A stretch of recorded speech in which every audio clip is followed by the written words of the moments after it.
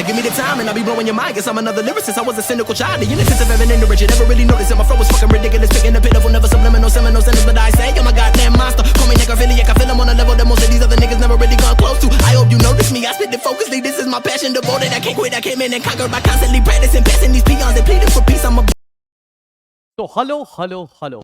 Good evening everybody. My name is Shubham Jagdish and welcome back to the channel. So आज के video में हम start करने जा रहे हैं हमारा अगला chapter which is chapter number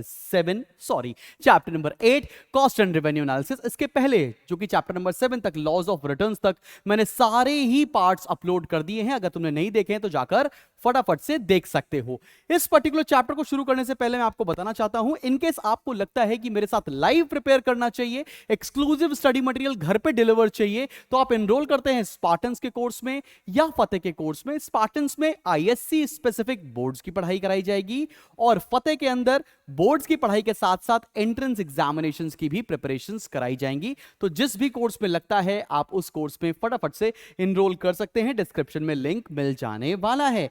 तो चलो भाई बिना टाइम वेस्ट किए जल्दी से शुरू करते हैं आज का चैप्टर। और मैं बताना चाहता हूं कि आज के चैप्टर के जितने भी नोट्स हैं वो हमारे एप्लीकेशन में फ्री स्टडी मटेरियल सेक्शन में अपलोड कर दिए गए हैं। एप्लीकेशन का भी लिंक आपको डिस्क्रिप्शन से मिल जाएगा, जाकर डाउनलोड कर लें और सारे नोट्स का पूरी तरीके से फायदा उठाएं।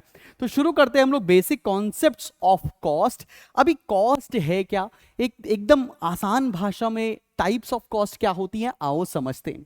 सबसे पहला कंसेप्ट जो हमारी नजरों के सामने आ रहा है बच्चा पार्टी, वो है कि भैया ये मनी कॉस्ट क्या होती है।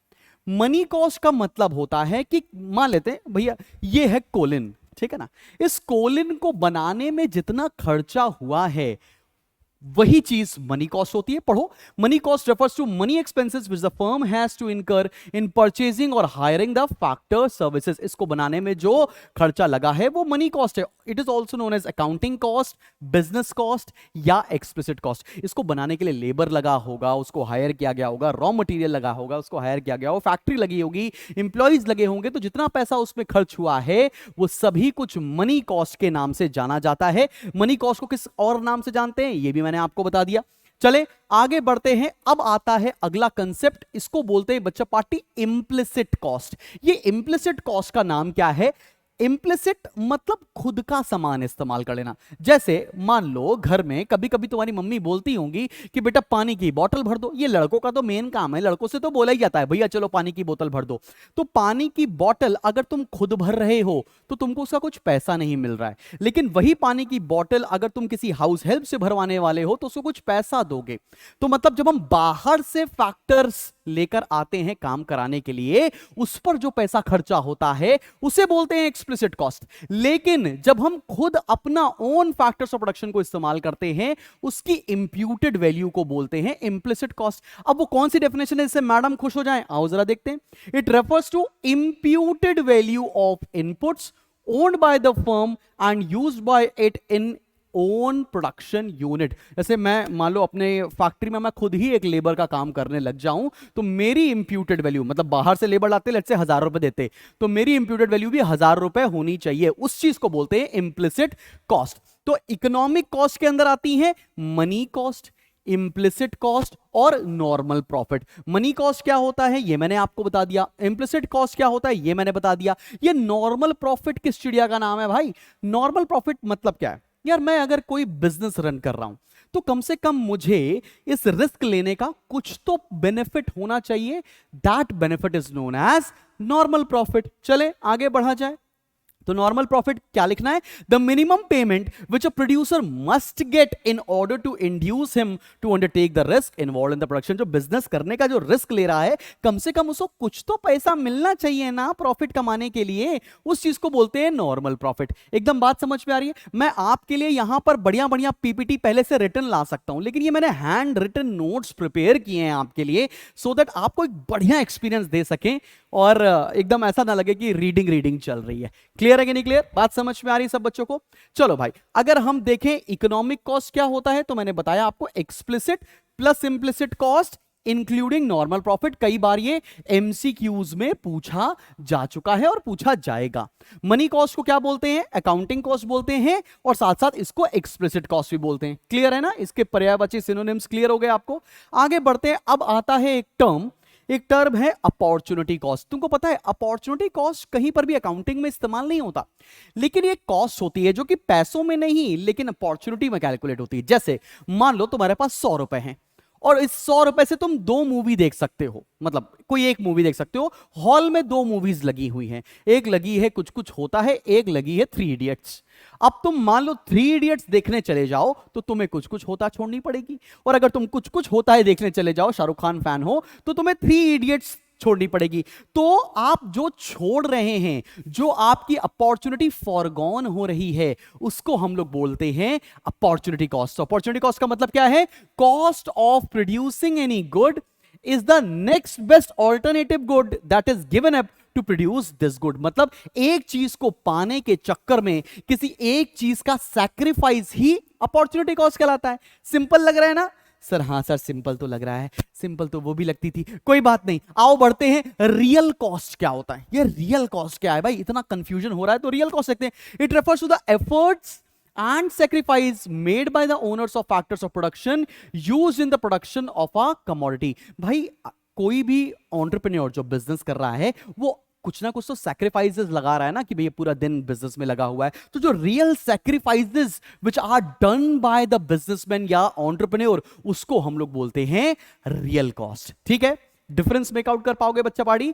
अब बढ़ते हैं हम लोग अगले कंसेप्ट की तरफ। अगला कंसेप्ट है मेरे भाई प्राइवेट कॉस्ट। क्या होता है ये प्राइवेट कॉस्ट? का मतलब क्या है? प्राइवेट कॉस्ट होती है, it refers to the cost of production incurred by an individual in the producing a commodity. मतलब एक सामान को बनाने में जो होने वाला खर्चा है उसको हम लोग बोलेंगे प्राइवेट कॉस्ट। ठीक है ना? ऐसा सिमिलर तुमने मनी कॉस्ट में भी पढ़ा था। अब इस सोशल कॉस्ट क्या होगा? मान लो मैं लखनऊ में रहता हूं, मेरा एक घर कानपुर में है, और जितने कानपुर वाले बच्चे ये वीडियो देख रहे हैं कमेंट सेक्शन में जरूर लिखना यार, कानपुर में लेदर फैक्ट्री है, लेदर फैक्ट्री से शूज प्रोड्यूस हो रहे हैं, लेकिन वो शूज जो प्रोड्यूस हो रहे हैं उससे आसपास का वातावरण खराब हो रहा है, पोल्यूशन हो रहा है। वो पोल्यूशन कौन बियर कर रहा है? वो पोल्यूशन बियर कर रहा है वहां पर रहने वाले लोग, सोसाइटी बियर कर रही है। तो मतलब जो सेक्रीफाइसेस, जो पेन सोसाइटी बियर करती है on account of producing a commodity, उस चीज को बोलते हैं हम लोग social cost. It refers to the cost society has to bear on account of production of a commodity is known as social cost. Social cost के अंदर क्या क्या आता है?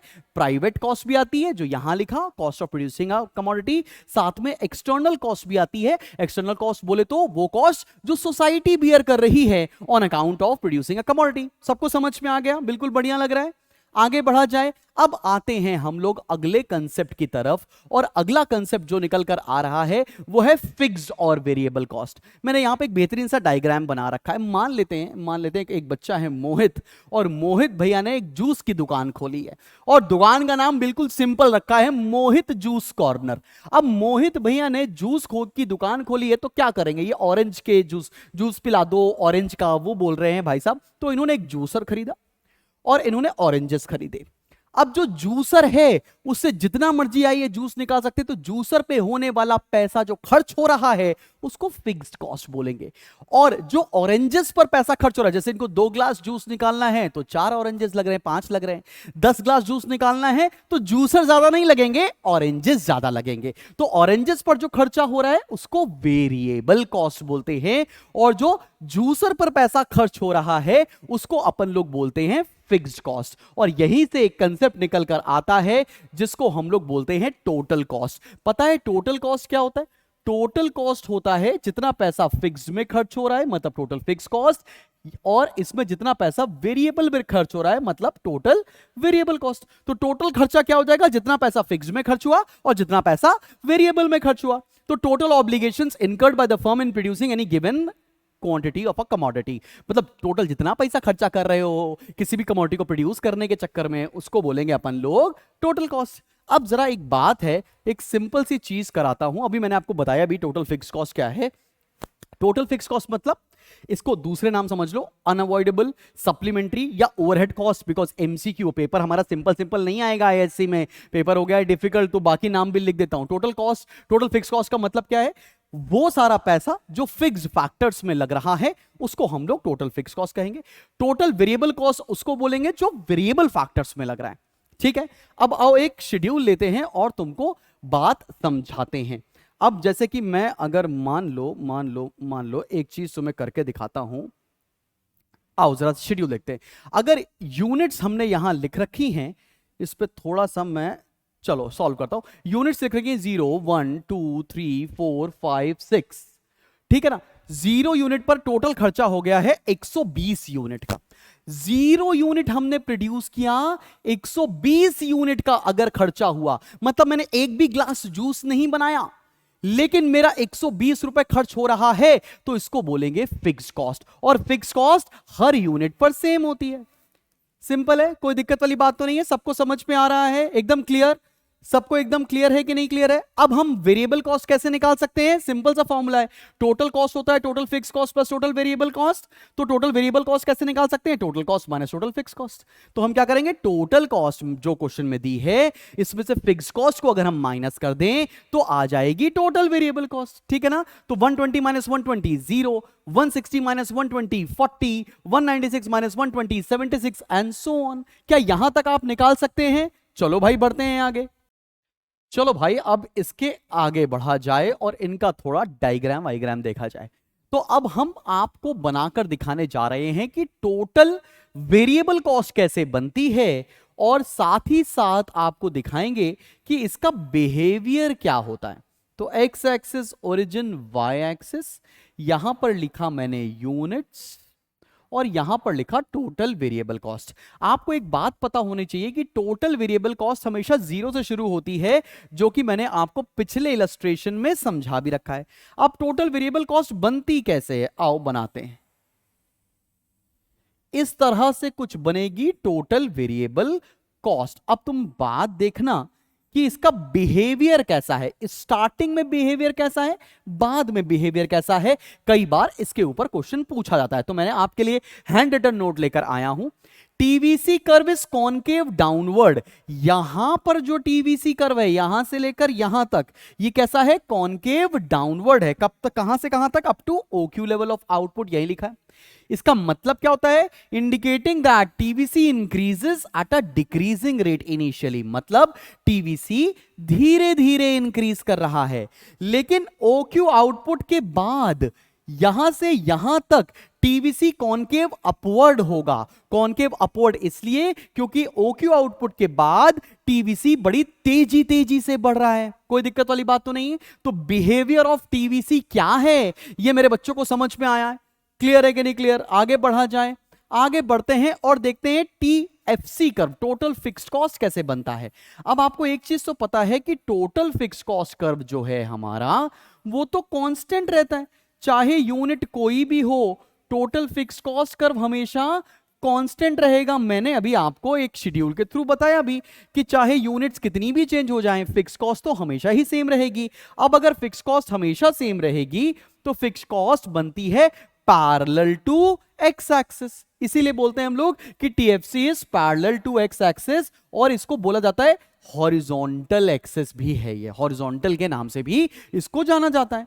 अब देखते हैं हम लोग टोटल कॉस्ट कर्व का बिहेवियर। अब आपको एक चीज तो यहां से क्लियर हो गई है कि टोटल कॉस्ट जो होती है वो 0 से नहीं शुरू होती, वो 0 से ऊपर से शुरू होती है। ऐसा क्यों?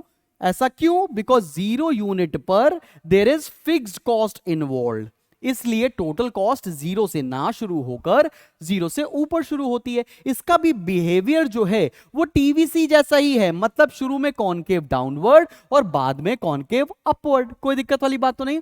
कॉनकेव डाउनवर्ड इसलिए क्योंकि टीसी स्टार्टिंग में धीरे धीरे बढ़ता है, कॉनकेव अपवर्ड इसलिए क्योंकि बाद में टीसी तेजी तेजी से बढ़ता है। बिहेवियर के ऊपर क्वेश्चन पूछा जाना तय है बेटा, ठीक है ना, बात मान के रखना ये बात। अब आते हैं हम लोग रिलेशनशिप पढ़ने between TC, TFC and TVC. आओ जरा देखते हैं। आपको ये तो पता है, अगर हम रिलेशनशिप निकालें टीसी का, टीएफसी का और टीवीसी का, भाई टीसी तो होता है, टीएफसी तो होता है पैरेलल टू एक्स एक्सिस, ये तो पता है। टीवीसी शुरू होता है हमेशा 0 से, ये टीवीसी हो गया, टीसीवी लिख दिया भाई। ये हो गया टीवीसी, और जो टीसी होता है वो ऊपर से शुरू होता है, और तुम्हें पता है इन दोनों की वर्टिकल डिफरेंस को हम लोग टीएफसी बोलते हैं। तो होता क्या, इसका बिहेवियर देखते हैं। सबसे पहली बात कि भाई TFC is parallel to X axis, TVC starts from point 0 whereas TC starts from point above 0 because even at 0 level of output there is some cost involved which is known as a fixed cost, and TC और TVC का जो difference है उसको हम लोग TFC बोलते हैं, और ये दोनों पैरेलल एक्सेस होती हैं। एक और बात बताऊं, जैसे जैसे यूनिट्स बढ़ते चले जाएंगे ना, टीसी और टीवीसी का डिफरेंस हमेशा कांस्टेंट रहता है, बिकॉज बीच में फिक्स कॉस्ट हमेशा कांस्टेंट रहेगी। कभी कभी ऐसा देखा जाता है कि इन दोनों को आगे चलकर हम लोग करीब करीब भी महसूस करेंगे, आगे चल के बताऊंगा वो कैसे होगा। ठीक है ना बच्चा पार्टी। अब ये डायग्राम हमारी फ्रैंक की किताब में बना हुआ है, जो कि सिमिलर डायग्राम मैंने आपको बनाकर दिखाया है। चलो, कई बार ऐसा क्वेश्चन पूछ लेंगे, explain the shape of TVC curve, TFC curve या टीसी कर्व। ठीक है, सबको समझ में आ रहा है बच्चा पार्टी। चलो अब हम आते हैं अगले कंसेप्ट की तरफ, और अगला कंसेप्ट है हमारा एवरेज कॉस्ट क्या है। अच्छा, पता है किसी का भी अगर एवरेज निकालना हो तो उसकी करस्पॉन्डिंग कॉस्ट को आप यूनिट से डिवाइड कर दो। एवरेज कॉस्ट बोलो या इसको एवरेज टोटल कॉस्ट बोलो, एक ही बात है। निकालते कैसे हैं? Total cost divide by units. Simple. कैसे निकालते हैं? Total cost divide by units, इसको बोलते हैं पर यूनिट ऑफ टोटल कॉस्ट। वैसे ही आप एवरेज फिक्स कॉस्ट निकाल सकते हो। कैसे निकालोगे? किसका कॉस्ट निकालना है? Average, average of fix cost. तो कैसे करेंगे? टोटल फिक्स कॉस्ट को अपन यूनिट से डिवाइड कर देंगे, एवरेज फिक्स कॉस्ट आ जाएगी। सिमिलरली हम एवरेज वेरिएबल कॉस्ट भी तो निकाल सकते हैं। कैसे निकालेंगे? टोटल वेरिएबल कॉस्ट को यूनिट से डिवाइड कर दें तो एवरेज वेरिएबल कॉस्ट आ जाएगी। यहां से एक और कंसेप्ट निकल कर आता है, average cost is equals to average fix cost plus average variable cost. Simple है ना? समझ में आ रहा है ना बच्चों पार्टी? कोई दिक्कत परेशानी वाली बात तो नहीं? एक न्यूमेरिकल सॉल्व किया जाए सब बच्चों, एक न्यूमेरिकल सॉल्व किया जाए। आओ जरा देखते हैं, एक न्यूमेरिकल लेकर आया हूं आपके लिए। अब आओ जरा देखो, यहां पे गिवन है total fix cost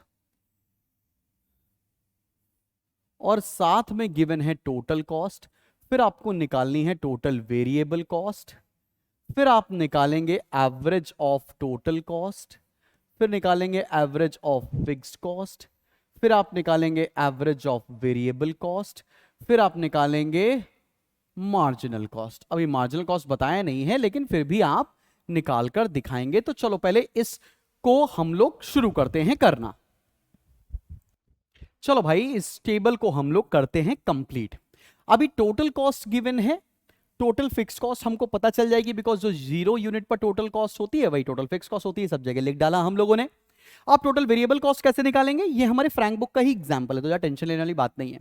total cost minus total fix cost, 120 minus 120 0, 160 minus 120 is 40, 196 minus 20 is 76, 222 minus 120 is 201। ठीक है ना? 102। 252 minus 120 is 132, 290 minus 120 is 170, 354 minus 120 is 234।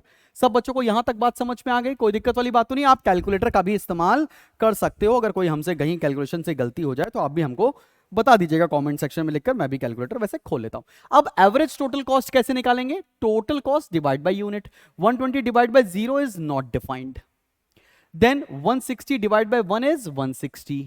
196 divided by 2, 2 9 times 18, 16 2 8 times 16. 222 divided by 3, 3 7 times 21, 1 2 3 4 is 12. 252 divided by 4, 4 6 is 24, 1 2 4 3 is 12. 290 divided by 5, 5 5 is 25, 4 0 5 8 times 40. 354 divided by 6, 6 5 is 30, 5 4 59. Clear है? Average fix cost कैसे निकालेंगे?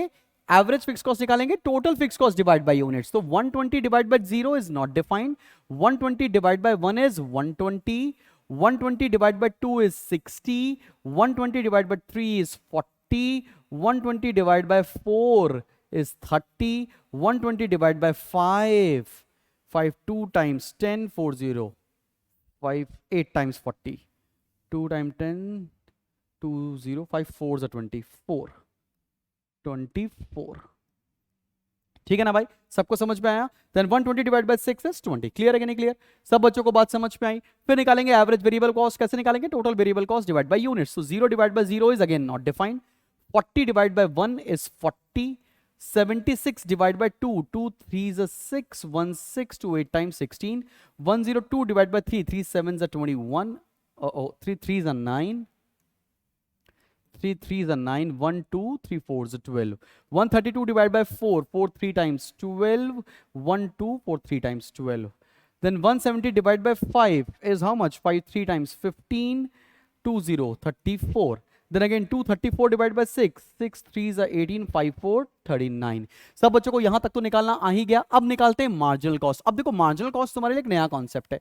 Marginal cost मतलब होता है change निकालना। कैसे निकालते हैं? Change in total cost. Formula क्या है? Change in TC divide by change in units. इसको लिख सकते हैं आसान भाषा में TCN माइनस TCN माइनस 1। और पता है मार्जिनल कॉस्ट को वेरिएबल कॉस्ट से भी निकाला जा सकता है, TVCN माइनस TVCN माइनस 1 या change in TVC divide by change in units. लेकिन कोशिश करना अगर TC गिवन है तो TC से ही निकालिएगा। ठीक है, मार्जिनल कॉस्ट निकालें। चेंज इन TC 0 पे तो डैश आ गया।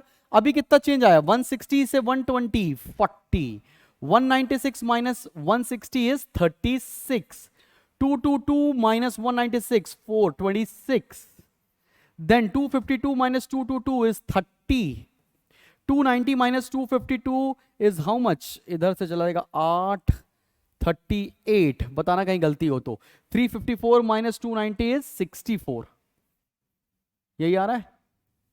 कहीं कोई गड़बड़ तो नहीं है? कोई दिक्कत परेशानी तो नहीं? सबको क्लियर? कहीं कुछ मिस्टेक हुआ तो मुझे बताइएगा जरूर। तो इस तरह से निकालेंगे हम लोग नॉर्मल कैलकुलेशन करके। अब जरा देखते हैं कि मार्जिनल कॉस्ट कैसी होती है। मार्जिनल कॉस्ट को हम क्या बोलते हैं और मार्जिनल कॉस्ट का पता है डायग्राम कैसा होता है? मार्जिनल कॉस्ट यहां पे आई यूनिट्स, यहां पे निकालते हैं। एमसी मत बोले, लगना बदतमीजो। मार्जिनल कॉस्ट होता है, marginal cost is a U shaped curve.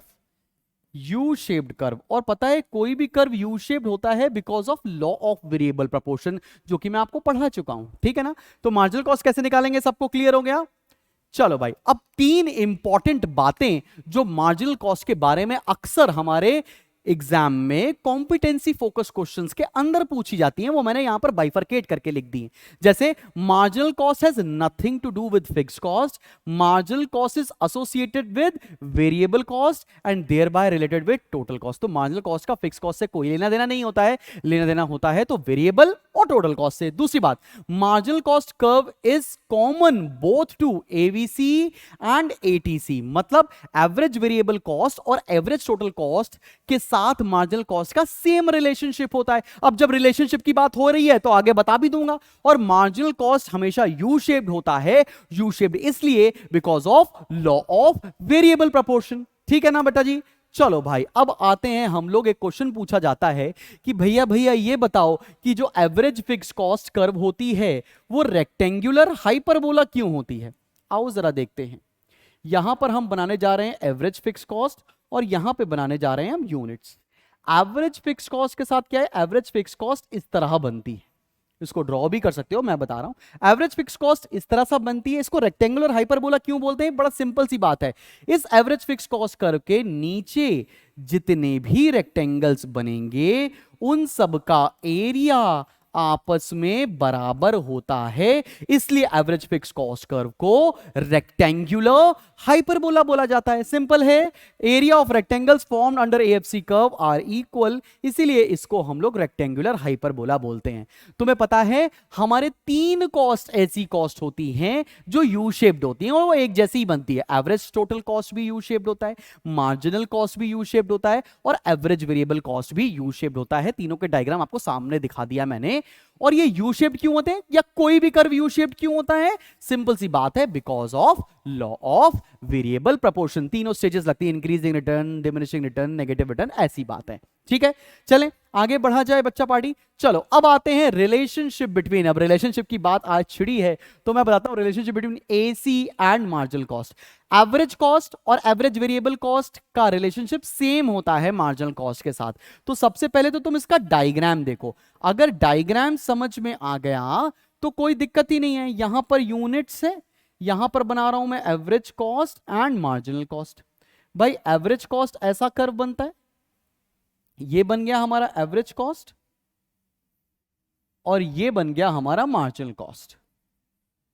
बहुत ध्यान से देखना, ठीक है ना। अब इनका रिलेशनशिप क्या है, बड़ा सिंपल सी बात है, जब एमसी एवरेज कॉस्ट से कम है तो एवरेज कॉस्ट फॉल कर रहा है, दिख रहा है आपको। दूसरी बात, जब एमसी और एवरेज कॉस्ट एक दूसरे के बराबर हैं तो एवरेज कॉस्ट कांस्टेंट है, और जब एमसी एवरेज कॉस्ट से ऊपर हो गया मतलब ज्यादा हो गया तो एवरेज कॉस्ट बढ़ने लगा। इसी बात को यहां लिखा है, when MC is less than AC, AC is falling, when MC is equals to AC, AC is constant, and when MC is more than AC, AC is rising. Clear है कि नहीं क्लियर? यही सेम रिलेशनशिप किसका किसका होगा, marginal cost का और average variable cost का, सेम डायग्राम, तो रिपीटेड नहीं पढ़ रहे हैं हम लोग। चलो अब लॉन्ग रन कॉस्ट भी हमारे सिलेबस में है।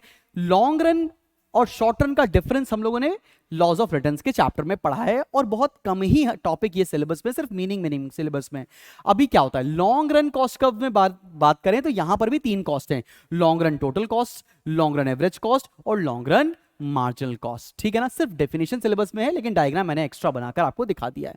तो क्या होता है, it is the least cost of producing each level of output when all factors of production including the plants are variable. Long run में सारे के सारे फैक्टर्स वेरिएबल होते हैं, तो वहां से जो लीस्ट कॉस्ट कॉम्बिनेशन बनता है उसको हम लोग लॉन्ग रन कॉस्ट कर्व्स कहते हैं। Long run total cost curve कुछ इस तरह से बनता है, ठीक है ना, क्लियर। हालांकि डायग्राम सिलेबस में आपके नहीं है। तो इट इज अब एवरेज कॉस्ट निकालना हो लॉन्ग रन तो क्या हो जाएगा, सिंपल सी बात है, LTC divide by units, long run total cost divide by units. Long run marginal cost कैसे लिख सकते हैं, LTC n minus LTC n minus 1, simple सा formula. Change in long run total cost same जो short run में था वही long run में है। तो यहां पर जाकर अब तुम्हारा कॉस्ट का चैप्टर खत्म होता है, और अब हम शुरू करने जा रहे हैं रेवेन्यू का टॉपिक। कैसा लग रहा है आपको ये वीडियो अभी तक, मुझे कमेंट सेक्शन में जरूर लिखकर बताना यार। बड़ी मेहनत से बना रहा हूं ये वीडियो, और आज मैं ये वीडियो बना रहा हूं शायद 21 अगस्त है, और ये वीडियो मोस्ट प्रोबेबली तुमको कल तक मिल जाना चाहिए। चलो बढ़ते हैं हम लोग आगे रेवेन्यू के टॉपिक के ऊपर। चलो भैया देखते हैं हम लोग रेवेन्यू का कॉन्सेप्ट। रेवेन्यू बड़ी सिंपल सी बात है, मान लो तुम्हारे पास 10 मोबाइल फोन है, एक मोबाइल फोन आता है 1000 रुपए का, तुमने 10 मोबाइल फोन बेचे, तुम्हारे पास कितने पैसे आ गए, 10 इंटू 1000 बोले तो 10,000 रुपए आ गए, ठीक है। तो 10,000 क्या हो गया आपका रेवेन्यू, प्रॉफिट नहीं, ये क्या हो गया आपका रेवेन्यू। तो रेवेन्यू निकालने के लिए बड़ा सिंपल सा फॉर्मूला यूज करना पड़ता है, प्राइस इंटू क्वांटिटी। कोई दिक्कत वाली बात तो नहीं, पी प्राइस है, क्यू क्वांटिटी है। तो मैंने यहां पे डेफिनेशन भी लिख दिया, total amount of income received by firm from selling a given amount of its product is known as revenue. इसी तरह हम एवरेज रेवेन्यू भी निकाल सकते हैं। एवरेज रेवेन्यू क्या होता है, पर यूनिट ऑफ टोटल रेवेन्यू, मतलब total revenue divide by units या क्वांटिटी, उसको एवरेज रेवेन्यू बोलेंगे। तो एवरेज रेवेन्यू मतलब total revenue divide by quantity.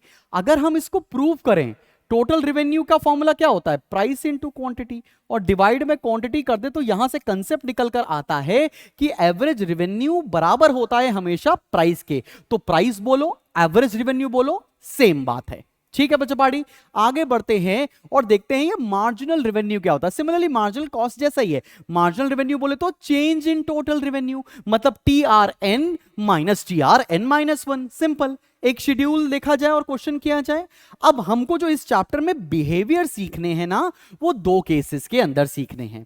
पहला केस तो निकल कर आता है when the market is of perfect competition, और दूसरा सीखना है इम्परफेक्ट कंपटीशन। अब परफेक्ट और इम्परफेक्ट में डिफरेंस क्या है, जो कि हम फॉर्म्स ऑफ मार्केट में आगे पढ़ेंगे भी।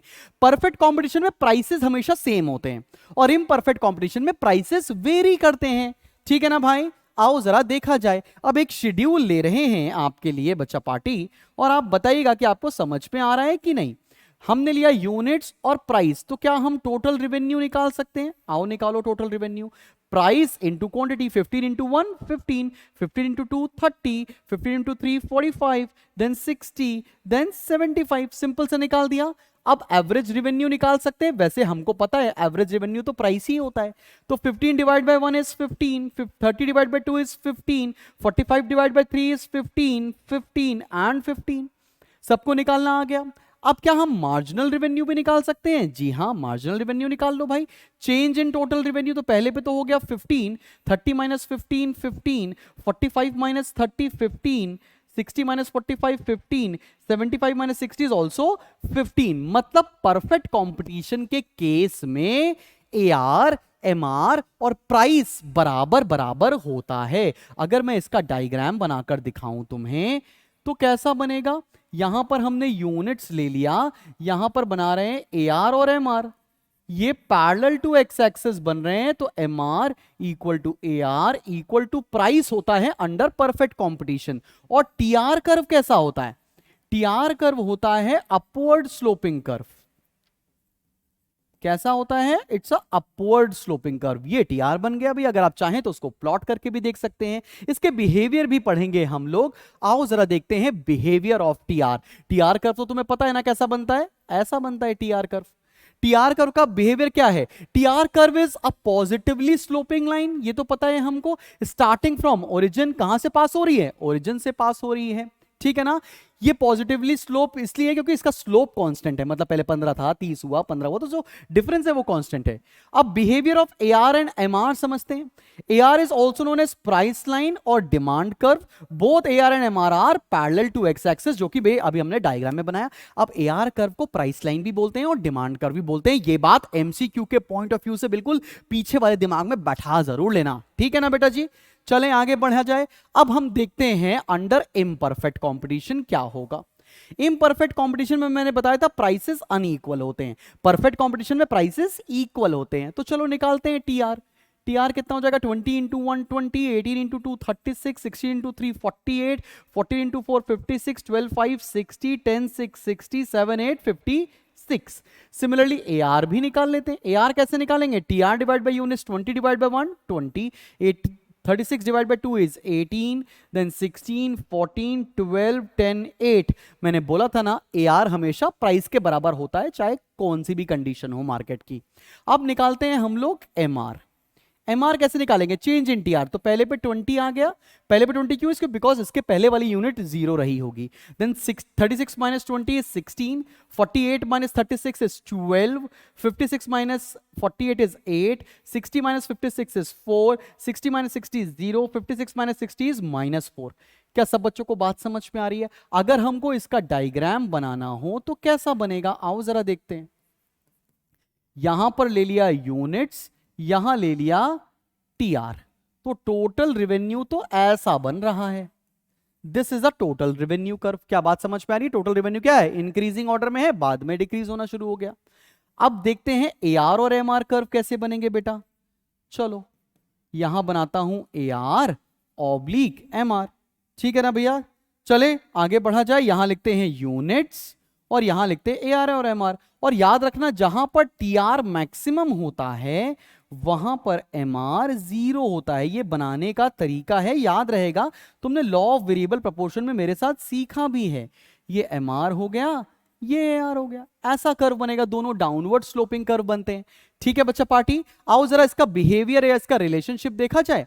सबसे पहले रिलेशनशिप देखते हैं TR और MR का। आओ देखो भाई, यहां पे बना रहा हूं मैं TR यूनिट्स, ये बन गया मेरा TR कर्व। फिर बनाया जाए MR कर्व, यहां पे है यूनिट्स, जहां पर TR मैक्सिमम होता है MR 0 होता है, ये बन गया MR। तो हम क्या बोल सकते हैं? As long as MR is positive, मतलब 0 से पहले जब तक MR पॉजिटिव था तब तक TR बढ़ रहा था। जब MR 0 हुआ TR मैक्सिमम हुआ, जब MR नेगेटिव हो गया TR फॉल करने लग गया। सिंपल सी बात है, यहां लिखा है as long as MR is positive TR is increasing, when MR becomes 0 TR is maximum, when MR becomes negative TR starts falling. Clear है कि नहीं क्लियर? सब बच्चों को समझ में आई बात? चलें बढ़ें, अगले कंसेप्ट पर आ जाएं। अगला कंसेप्ट जो निकल कर आ रहा है बच्चा पार्टी, वो है relationship between AR and MR। अभी AR और MR का भी तुमने डायग्राम बनाना सीखा मेरे साथ, वापस से देखो। यहां बना रहे हैं AR और MR, यहां पर है बच्चा पार्टी यूनिट्स, ठीक है। ये है हमारा AR कर्व और ये है हमारा MR curve.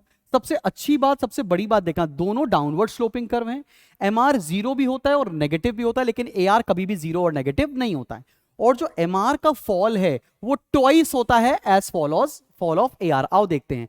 As long as AR is falling, MR is less than AR। जब तक AR फॉल कर रहा है, MR AR से कम है।